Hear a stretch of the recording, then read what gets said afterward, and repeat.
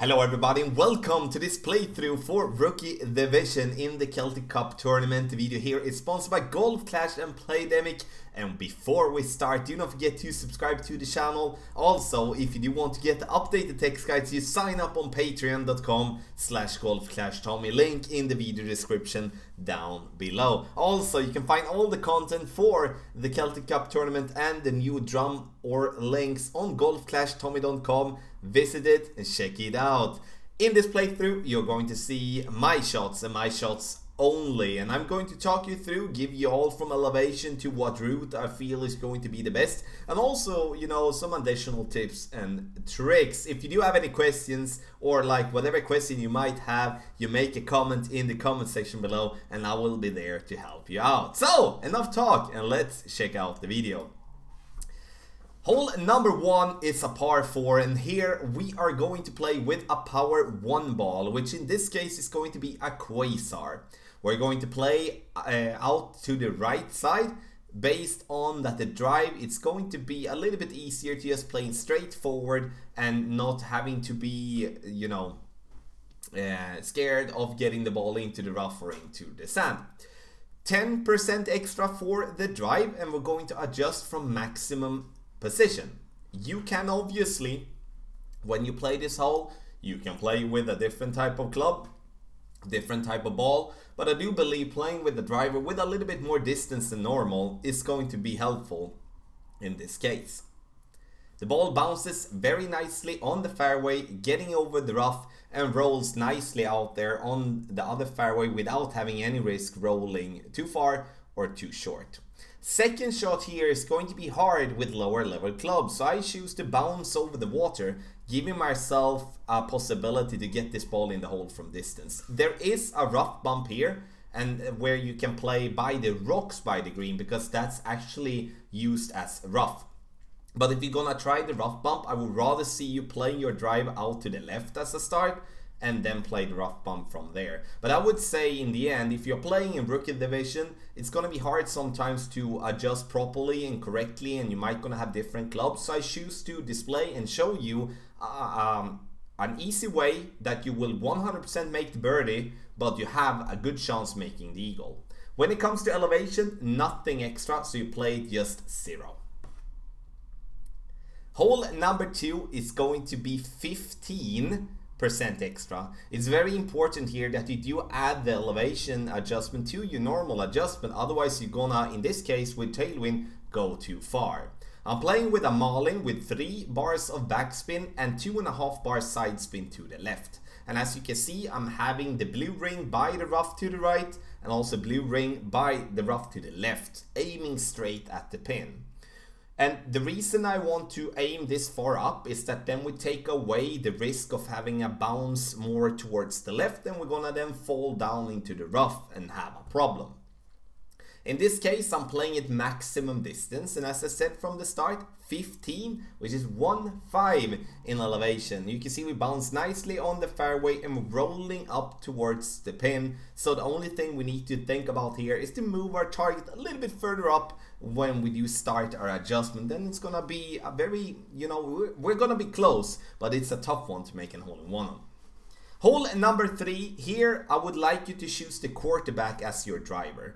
Accuracy, ball guideline, very valuable, as we do want this ball to get to as close to the rough line on top as possible. And I'm playing with a power 3 ball, not that we need it that much for the drive, but we need it for the second shot. So it's very important that you choose a power 3 ball so you're not gonna struggle with distance. Elevation is going to be 10% extra, so we're going to have to add that to our adjustment. We hit the ball perfect, and as you can see, we use 3 bars of topspin, and we can use side spin if we want to. We don't need to. We're getting into a range which is okay. It's not the best shot, but it's enough. Second shot, power 3 ball. Here it comes to be a very valuable decision to choose the power 3 ball from the start. We're playing with a club that gives us the most distance. It could be a Cataclysm, it could be the Big Dog, it could be the Horizon. It all depends on what level you're having on your wood clubs. max side spin to the right, and here I want you to go with 1 bar of topspin. And as you can see there, I stretch out my target to try to see, okay, how much do I need to push up now once I'm done with my adjustment, so I can get my ball to bounce as I want to. Use or like add a little bit of curl, not much, so you help your ball getting kicked back into the right. And as you can see here, if we would be using 1 bar of topspin instead of half a bar, I would say that that would be pretty close making an albatross. Elevation minus 10%, which means that you need to subtract as we're playing it uphill. Hole number 4, par 3. And here we are going to use a power 0 ball again, but I want you to play with the Marlin to give yourself that little side spin to the left so we can kick ourselves away from having to play dangerously close to the rough or to the sand. I want you to play with 1 bar of topspin here. I'm only using half a bar, but you're gonna notice that I'm gonna go short. In this case, I'm going to play this shot as we would be in medium distance of our club. Very important, and we do need to add for elevation, which is going to be 10% extra when we play from the front tee. You can see that the ball coming in very nicely here, but we do need that little extra topspin. So 1 bar of topspin instead of half a bar, then you're gonna be close. Hole number 5, I would have to say that this is my favorite hole. The reason for that is that I do believe we have a very good chance dropping the second shot from distance, but we're gonna get there in just a little bit. 3 bars of topspin and 2.5 bars side spin to the right, and as you can see here, I'm playing once again with a Marlin ball. And the Marlin ball here is due to that I do want to have a little bit of side spin, but I don't really need any power, so then I save my power 1 and power 2 balls and play with the Marlin instead. We're going to take a look at where the second bounce is, so we make sure that we're not gonna bounce into the rough. 10% extra for the drive, and really make sure that you're not adding more than 3 bars of topspin, as you then would risk rolling too far, and that is going to make the second shot obviously be much harder. Shot number 2, here we are also going to add 10%. And I'm using 1 bar topspin here, and as I don't want to play with my long iron for the rough bump, as the ball guideline is very bad on that club, I want to bounce with my short iron before the rough over to the green, and you know, hope that that ball is gonna go in the hole. It's gonna be a tough one as we do have the ball to roll a lot, but it's definitely going to be a good opportunity. So 10% for the drive and 10% for the second shot. Hole number 6, and here for those of you that do have the big topper unlocked, I would suggest that you play with that club to give yourself more topspin, because the further we reach here with our drive, the easier the second shot is going to be. 20% extra for the drive, that's super important as we are going to play this one massively downhill. So in this scenario, we do get to adjust our target. Then we push up our target into max distance, as we do want to get this ball to bounce as close to the rough line as possible. And as you can see here, the ball is flying and we bounce nicely on the fairway, taking the path in between the rough line there, and we're gonna leave ourselves up for, you know, I won't call this one an opportunity, but at least we're going to have an opportunity in a very, you know, very low percentage type of way. Here I do have the Viper, and here comes the tricky part with lower level clubs. Even though that the ball guideline is showing that the ball is gonna go short, but as the ball guideline isn't fully developed yet, means that that's gonna fool you a little bit. So when I'm adding 1.5 bar topspin, I don't think that this ball guideline is not really displaying how the ball is gonna roll. So this ball is gonna go very long. Now it's not going to danger from me saving the eagle, but as you can see how far this one rolls compared to what I want to from the start, that's a major difference. Minus 10% for the drive, as we're going to play that one uphill. Hole number 7 here, the last of the par 3s, and here you can see I'm even playing with a basic ball. as I'm not going to use any spin whatsoever. I'm playing it just to bounce on the fairway over towards the pin. Very important though is to add the 10% due to the elevation. And the thing that you can do, obviously, if you do have a lot of different type of golf balls, you can choose a ball with more wind resistance to reduce the wind, but I would still play it the same. I would not use any spin whatsoever and just letting the ball bounce on the fairway over towards the pin. So in this scenario here, I just miss it there to the right, but you can see that the speed is perfect, and that's something we can bring with us going forward in the tournament. Hole number 8, I would say the final chance that we do have something to drop, as hole number 9 is going to be very tough if you're playing from the front tee. So in this scenario, I'm using a power 1 ball, as I do not want to be having the second bounce so close to the rough as it would be with a power 0 ball.